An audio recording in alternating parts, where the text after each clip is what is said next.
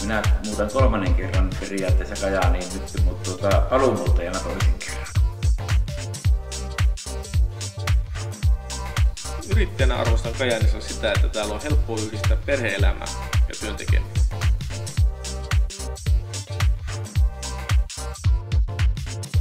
Molemmat ollaan Kainuussa synnytty ja lapsuus vietetty ja arvettiin, että tämä on hyvä paikka meidän omillekin lapsille.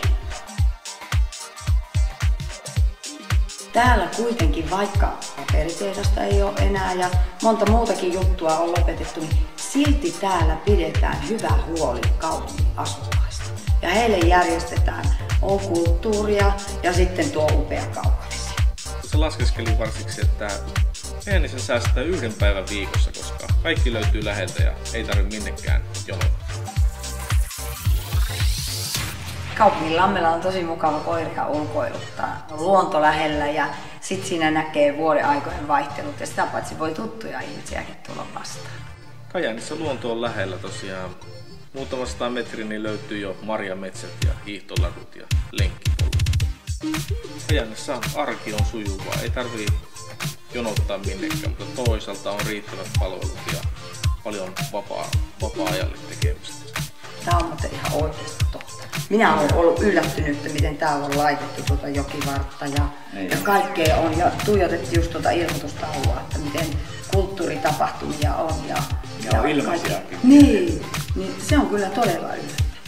Kajaanissa on hyvä yrittää. Täältä löytyy motivoitunutta työvoimaa, osaavaa työvoimaa.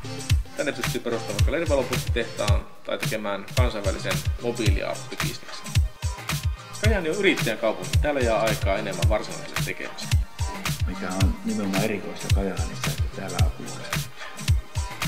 Erityisesti Kajaanissa on tykätty näin lapsiperheen näkökulmasta siitä, että näillä lapsilla on harrastukset ja koulut, päiväkodit ja nämä leikit. Sen turvallisen ja rauhallisen välimatkan päässä kaikki uskaltaa 6-vuotiaan eskarilaisenkin päästää yksin sitten sinne mäenlaskuun, että on sinne turvallisen reitin varrella leikkipuisto ja mäenlaskupaikka. Tykättyä asua täällä Kajaanissa ja lapset on viihtynyt kans tosi hyvin täällä. Ja aikanaan kun tänne muutettiin, niin arveltiin, että tänne on mukava perustaa perhe ja näin se on kyllä ollut.